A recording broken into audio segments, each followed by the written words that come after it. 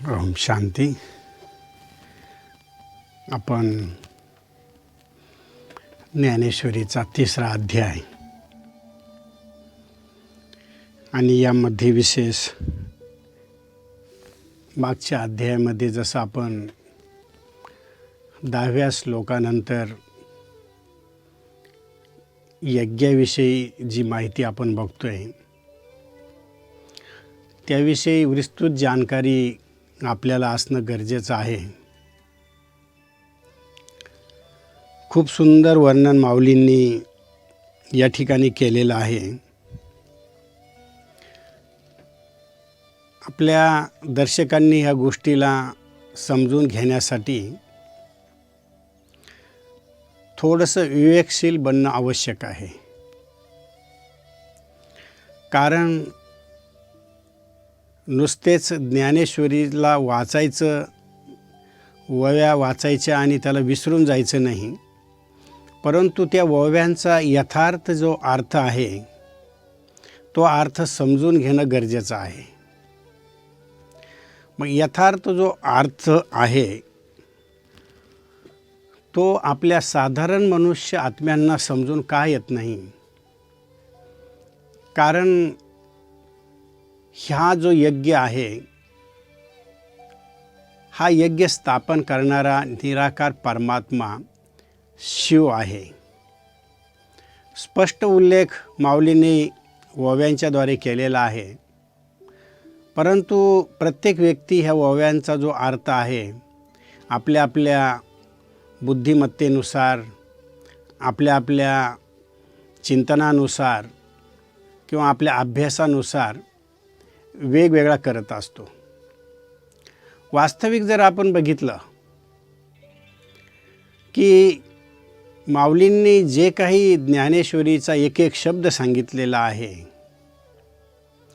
तो शब्द जीवनाला बदलवणारा आहे.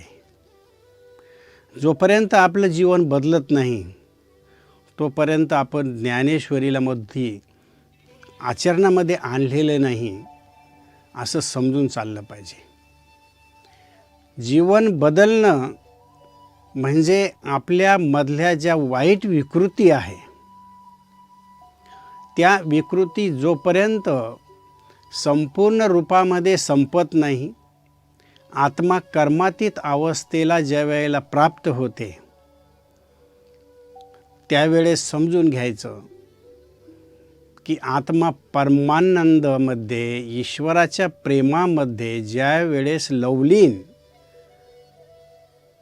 सुखाचा अनुभव करते त्यावेळेस आपण ह्या ज्ञानयोगाचा जीवनामध्ये खरोखर जो परमात्म्यानं शिकवलेला आहे त्याचा उपयोग आपण केलेला आहे, त्याचा फायदा आपण आपल्या जीवनामध्ये करून घेतला आणि त्याच्या आधारे आपलं जीवन एक देवी देवतांच्या समान ज्यावेळेस बनतं त्यावेळेस आपण समजायचं की खरोखर आपण हा जो अविनाशी रुद्रगीता ज्ञान यज्ञ आहे हा परमात्माने कलियुगाच्या अंती स्वतः अवतरित होऊन ब्रह्मा बाबाच्या तनाचा आधार घेऊन हा यज्ञ स्थापन केलेला आहे.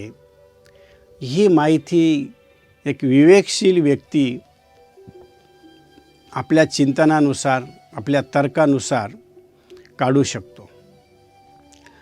खूप सुंदर वर्णन माऊलींनी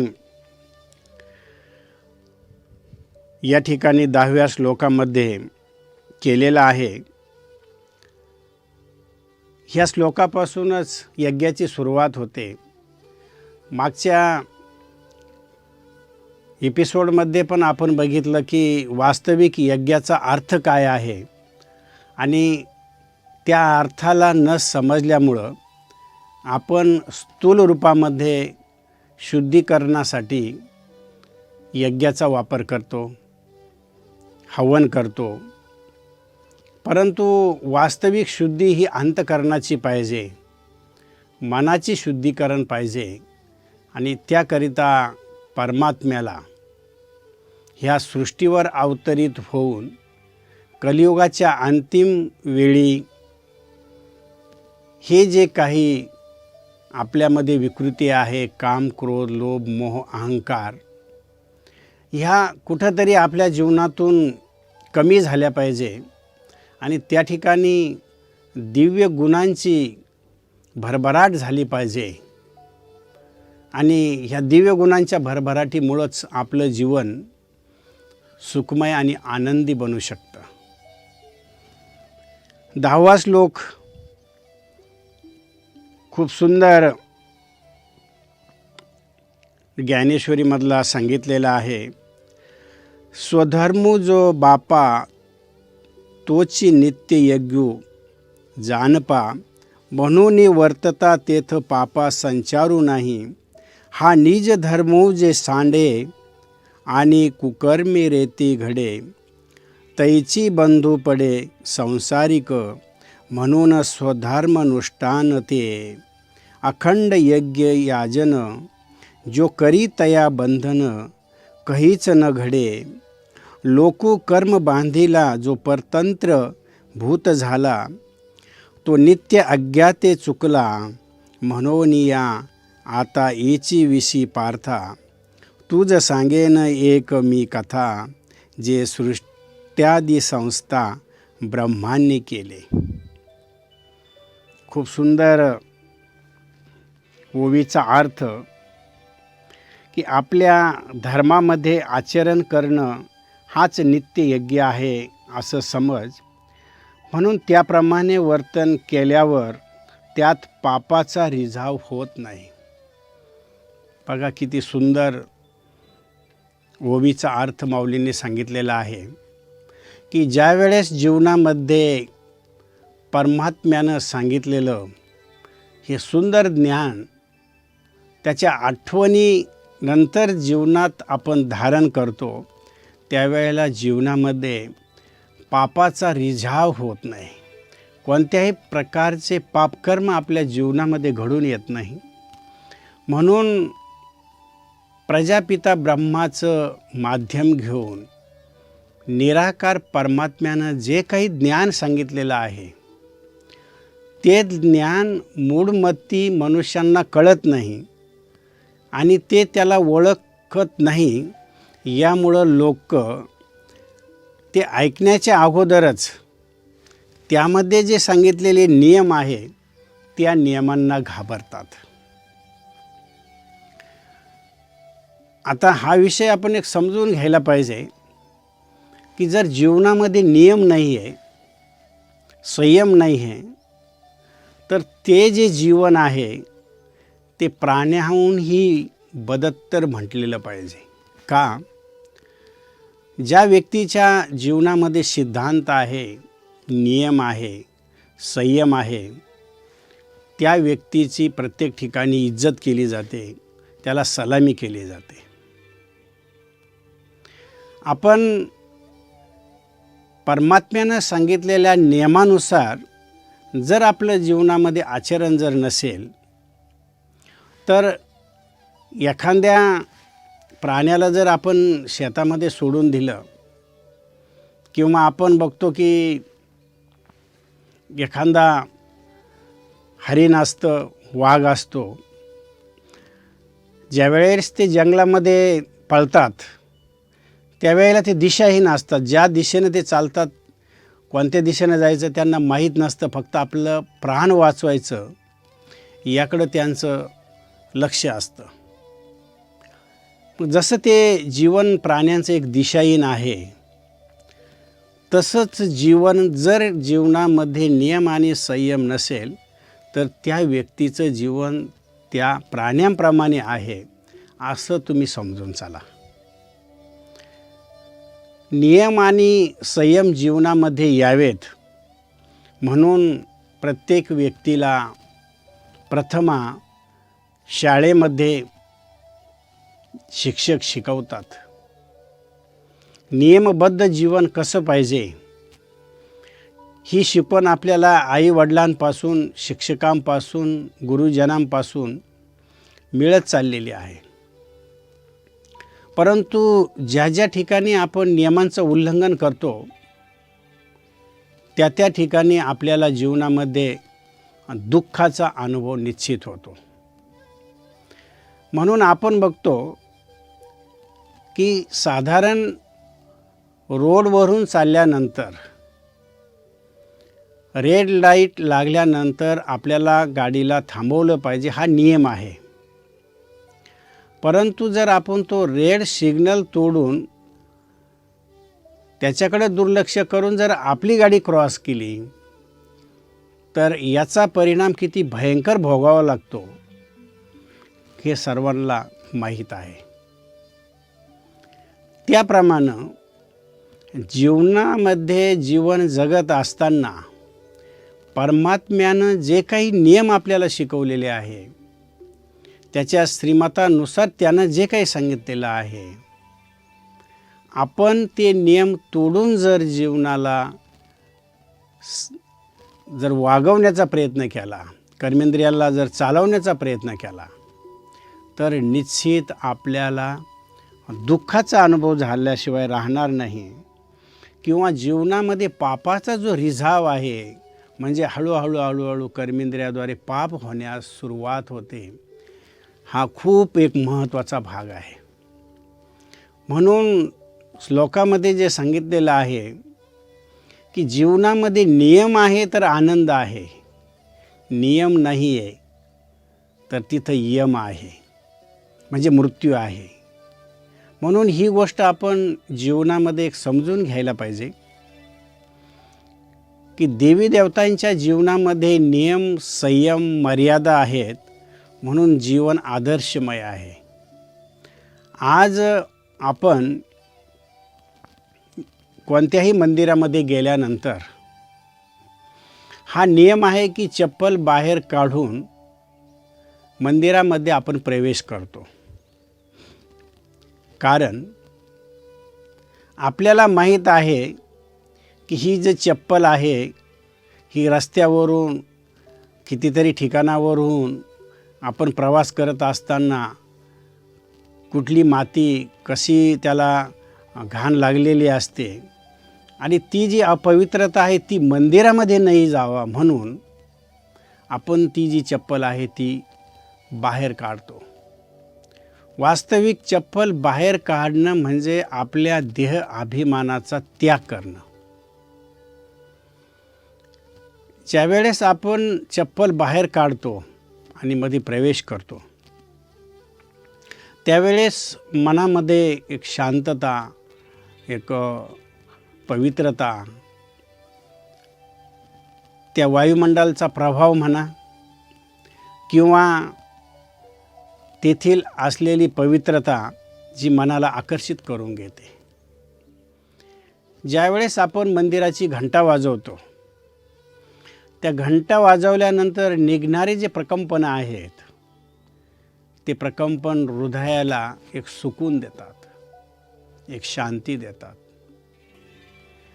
कुठंतरी आपण झुकलं पाहिजे म्हणून ज्यावेळेस आपण मंदिरामध्ये प्रवेश करतो, शिवाचं जर मंदिर असेल तर गाभाऱ्यामध्ये खाली जाण्याच्या अगोदर पायरीवर आपण झुकतो. झुकणं हे एक नम्रतेचं प्रतीक आहे, ज्ञानवान व्यक्तीचं प्रतीक आहे. स्वतः ईश्वर ह्या सृष्टीवर अवतरित होऊन आपल्या मुलांसाठी निरहंकारी बनून सेवाधारी म्हणून झुकलाय. आपण पण झुकण्याचं शिकलं पाहिजे. म्हणून तुम्ही बघितलं असं की शिवाच्या मंदिरामध्ये जाताना विशेष जे दरवाजे असतात ते थोडे लहान असतात. का लहान असतात की थोडा जीवनामध्ये झुकून बघ, झुकला तर किती आनंद आहे. ताटमान्यानं चालणारे तर सर्वच चालतात, पण ताटमान्यानं चालून त्याचे नुकसान पण किती आहे. कारण म्हटलं जातं ही जी जीवनामध्ये आकड आहे, आकड असणाऱ्या व्यक्तीला उखडणारे खूप असतात. जर कधी वादळ आलं तर वादळामध्ये आपण बघतो की बांबूचे जे झाडं असतात ते झुकत नाही, कारण ते सरळ असतात. परंतु दुसरे जे काही फळांचे झाडं असतात ते झुकतात, त्याला फळं येतात. जोरात वादळ आल्यानंतर जडासहित, मुळासहित ते बांबूचे झाडं उखडून पडतात. परंतु आंब्याचं झाड असो, दुसरे कोणतेही ज्यामध्ये लवचिकता आहे, जे झुकतात, अशा वेळेस त्या झाडांना, त्या झाडाचा जो मालक आहे तो त्याला आधार देतो आणि आधार देऊन पुन्हा उभं करतो. परमात्मा जे काही आपल्याला शिक्षण देतो, त्या शिक्षणाच्या आधारे जर आपण झुकायला शिकलो तर त्याचा परिणाम हा होतो की लोक आपल्याला सन्मान करतात आणि आपल्याला उठवतात. म्हणून जीवनामध्ये परमात्मा आपल्याला ही जी काही शिकवण देत आहे, अविनाशी रुद्र ज्ञान यज्ञाच्याद्वारे जे काही नियम शिकवत आहे, त्या नियमांना आपण जाणून जर कर्म केलं, मंदिरामध्ये गेल्यानंतर आपण बघतो की कोणताही पुजारी स्नान करून मंदिरला स्पर्श करतो. म्हणजे सकाळी उठल्यानंतर, नित्यक्रम झाल्यानंतर स्नान केलं पाहिजे, हा आपला नियम आहे. कारण जोपर्यंत आपण ह्या शरीराला स्नान करवत नाही तोपर्यंत आपली पवित्रता जीवनामध्ये येत नाही. सकाळी उठल्यानंतर ब्रश केला पाहिजे, स्नान केलं पाहिजे, प्रार्थना केली पाहिजे. हे जे जीवनाचे जे नियम आहेत, हे नियम आपण पाळत नसल्यामुळं हळूहळू जीवनामध्ये पापाचा जो स्राव आहे तो सुरू होतो. आणि ज्यावेळेस जीवनामध्ये जसं आपण बघतो की एखाद्या विहिरीमध्ये पाण्याचा जो स्राव आहे, पाझर जो आहे, तो हळूहळू आपल्याला बाकीच्या ज्या पाख्या आहेत पाण्याच्या त्या आवाज करतात, त्याच्यामुळं पाणी वाढतं. परंतु असा काही एक पाझर असतो की तो फक्त दिसतो, पण हळूहळू ते जे पाप आहे जीवनामध्ये, एक पाप वाढत एक विशाल रूप घेतं. एक नियम तोडल्यामुळं जीवनामध्ये वाढणारे जे पाप आहे त्याची संख्या वाढत जाते आणि हळूहळू आपण ईश्वरापासून दूर जातो. आज समाजामध्ये हेच झालेलं आहे.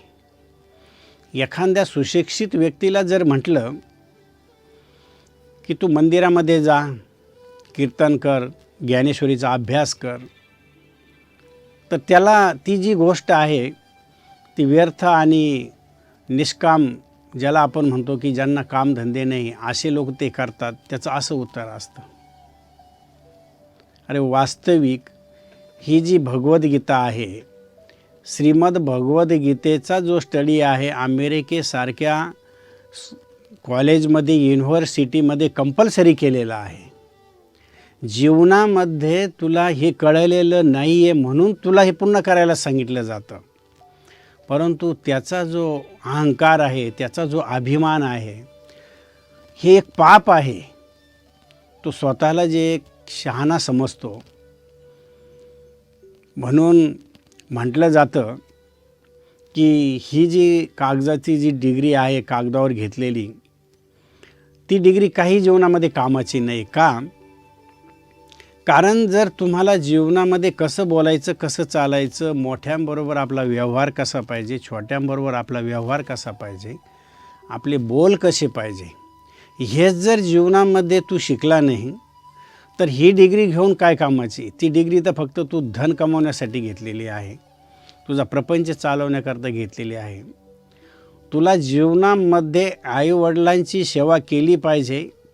जोपर्यंत त्यांनी तुला लहानपणापासून सांभाळलेलं आहे, मोठं केलेलं आहे, त्यांचे ऋण जोपर्यंत तू चुकतू करू शकत नाही, चुकतू तर करूच शकत नाही, परंतु मनुष्य ह्या मोहामध्ये, सांसारिक प्रपंचामध्ये, पापामध्ये इतका काही रममान होतो, त्याला कोणत्याही प्रकारची भीती वाटत नाही. तर ही एक समजदारी नाही आहे. जीवनामध्ये कुठंतरी आपण नियमांना जर धरून जीवन बनवलं तर आपलं जीवन निश्चित श्रेष्ठ बनतं. म्हणून यज्ञामध्ये जे काही नियम सांगितलेले आहे त्या नियमांचं पालन करणं हे पहिलं कर्तव्य ओवीमध्ये सांगितलेलं आहे. आणि प्राणी जेव्हा हा स्वधर्म टाकतो त्यावेळेला जीवनामध्ये वाईट कर्म करण्यास तो प्रवृत्त होतो. एकच वाक्य आहे, एकच ओवी आहे, परंतु त्यामध्ये अर्थ किती भरलेला आहे की ज्या वेळेस परमात्मा आपल्याला नियम सांगताना स्वधर्माचे नियम काय आहे आणि त्या स्वधर्मामध्ये न टिकल्यामुळं आपण काय करतो, देह अभिमानामध्ये येऊन पाप कर्म करण्यास सुरुवात करतो. जिथं स्वधर्म नाही आहे तिथं परधर्म अर्थात देहाचा धर्म, प्रपंचाचा धर्म, त्या ठिकाणी व्यक्ती पाप करण्यास सुरुवात करतो. म्हणून देह अभिमान असणाऱ्या व्यक्तीला स्वधर्माचं ज्ञान नसल्यामुळं त्याची बुद्धी इतकी काही स्वार्थामध्ये विकसित झालेली असते की तो स्वतःला जे काही आहे त्यामध्येच स्वतःला बुद्धिमान किंवा शहाणा समजतो. बँकमध्ये पैसे असू, बंगला असू, गाडी असू, त्याला वाटतं माझ्यासाठी स्वर्ग इथंच आहे. वास्तविक कधी हा तो विचार करत नाही की अरे हे सर्व ज्या गोष्टी आहेत ह्या देह आहे तोपर्यंत आहे. ज्या दिवशी तू देहाचा त्याग करशील त्या दिवशी तुझेच मुलं, तुझेच संबंधी, तुझेच भाऊ तुला एक घंटाही घरामध्ये ठेवत नाही, तुला बाहेर काढतात. कुठून आलं तुझं? हे जे माझं आहे हे जोपर्यंत व्यक्ती दूर करत नाही, कारण आपण बघितलेलं आहे की तुम्हाला सोडायचं नाही, परंतु प्रपंचामध्ये राहून निमित्त भाव राजा जनकसारखा कसा जीवनामध्ये धारण केला पाहिजे महाराजांनी त्याचं वर्णन केलेलं आहे. संत तुकोबारायांचं चरित्र आपण वाचतो, संत एकनाथ महाराजांचं, संत रामदास स्वामींचं, जितके काय आपल्या महाराष्ट्रामध्ये संत होऊन गेलेले आहेत, लोकांनी त्यांना इतक्या यातना दिल्या. जोपर्यंत ते हे समाजामध्ये होते, समाजात वावरत असताना कोणीही त्यांना सुख दिलं नाही, कोणीही त्यांच्याबरोबर प्रेमानं बोलले नाही. असा काही एक विरोधक समाज होता की त्यांनी त्यांना सळो की पळो करून सोडलं. ज्यावेळेस व्यक्ती विशिष्ट जीवनाच्या सिद्धांतावर चालायला लागतो त्यावेळेस समाज त्याला सहन करू शकत नाही. म्हणून म्हटलं जातं असत्याच्या मार्गावर गर्दी असते, सत्याच्या मार्गावर गर्दी नसते. परंतु सत्याच्या मार्गावर चालणं सोपं असतं, कारण तिथं गर्दी नसते. आणि याचं उदाहरण जर आपण बघितलं, पहिली मुलींची शाळा ज्यावेळेस ज्योतिराव फुले, सावित्रीबाई फुले यांनी पुण्यामध्ये काढले, त्यांचा जीवनाचा इतिहास आपल्यासमोर आहे की अक्षरशः हे जे काही एक विशिष्ट समाजानं मान्यता ठेवली होती, समाजामध्ये एक लिहून ठेवलेलं होतं की स्त्रीनं फक्त चूल आणि मूल या पलीकडे जास्त डोकं घालायचं नाही. कुठंतरी हा सिद्धांत एक आपल्या कोणीतरी एक विचारवान व्यक्तीनं आपल्या मनमतानं वापरलेला आहे. कुठंतरी हा बंधनकारक आहे. स्वतंत्रतेला कुठंतरी खुंटीत करणारा आहे, हे ज्या वेळेस महात्मा ज्योतिराव फुले आणि सावित्रीबाईंना वाटलं, त्यावेळेस ह्या नियमाचा त्यांनी कडाडून विरोध केला. समाजामध्ये वावरत असताना स्त्री आणि पुरुषाला समान हक्क पाहिजे. स्त्रीमध्ये पण एक आत्मा आहे, पुरुषामध्ये पण आत्मा आहे आणि आत्मिक नात्यानं स्त्री पुरुष हे परमात्म्याची लेकरं आहेत, भाऊ आहेत. ही भावनाच समाजामध्ये राहिलेली नाही आहे. समाजामध्ये हे जे जात पात धर्म पंथ ह्या देह अभिमानामुळं जे काही इतके काही प्रकोपाला गेलेलं आहे की त्याचं रूपांतर आज आपण बघतो की एक विनाशाकडं मनुष्य स्वतःला घेऊन चाललेला आहे.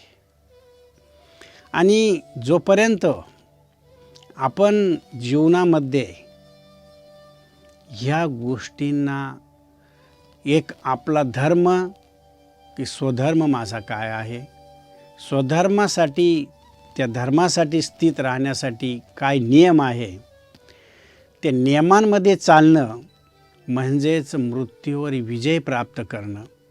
कारण ज्याला स्वतःची ओळख होते, मी कोण आहे, मी कुठून आलो, मला कुठं जायचं, ह्या सृष्टी रंगमंचावर माझा पार्ट काय आहे, मी इथं कधी आलो, मी जाताना माझ्याबरोबर काय घेऊन जाणार आहे, ह्या गोष्टी जर जीवनामध्ये आपण उतरवल्या तर निश्चित यज्ञामध्ये जे सांगितलेले नियम आहे, ओवीमध्ये महाराजांनी जे काही स्पष्टीकरण केलेलं आहे, सुंदर शब्द ज्ञानेश्वरीमध्ये खरोखर आनंद देतात की एक शब्द वाचल्यानंतर त्याचा विस्तार किती आहे. आणि ज्यावेळेस आपण हा विस्तार करतो, ज्यावेळेस स्वधर्माचं आपण आचरण करतो, त्यावेळेस आपण जे कर्मानं बांधलो गेलेलो आहे त्या कर्माच्या बंधनापासून मुक्त होतो. कारण हा जो यज्ञ आहे, यज्ञ आपल्याला मन इच्छित फळ देणारा यज्ञ आहे. तुम्ही ह्या यज्ञामध्ये ज्या वेळेस द्यायला सुरुवात करतात, हा यज्ञ तुम्हाला काही गुणा तुमच्या इच्छा पूर्ण करतो. म्हणून ईश्वरानं जो काही अविनाशी रुद्र ज्ञान यज्ञ स्थापन केलेला आहे, ह्या यज्ञाविषयी प्रत्येक व्यक्तीनं जाणून घेतलं पाहिजे की जो स्थूल यज्ञ आहे आणि एक जो सूक्ष्म यज्ञ आहे, की ज्या सूक्ष्म यज्ञामध्ये मन बुद्धी आणि संस्काराला श्रेष्ठ बनवलं जातं, विचारांची जी पातळी आहे ती सकारात्मक बनवली जाते. असा जो यज्ञ आहे, त्या यज्ञाची स्थापना ह्या विद्यालयामध्ये निराकार परमात्मा शिव याने केलेली आहे. तर जरूर मला वाटतं की आपण जे काही दर्शक ऐकताय त्यांनी ह्याविषयी माहिती घेणं खूप गरजेचं आहे. हीच इच्छा आहे की इतकं श्रेष्ठ ज्ञान परमात्म्यानं दिलेलं आहे आणि ह्या ज्ञानापासून कोणीही वंचित राहता कामा नये. पुढं आपण माऊलींनी सांगितलेल्या ओव्यांचं स्पष्टीकरण करणारच आहोत. तोपर्यंत ओम शांती.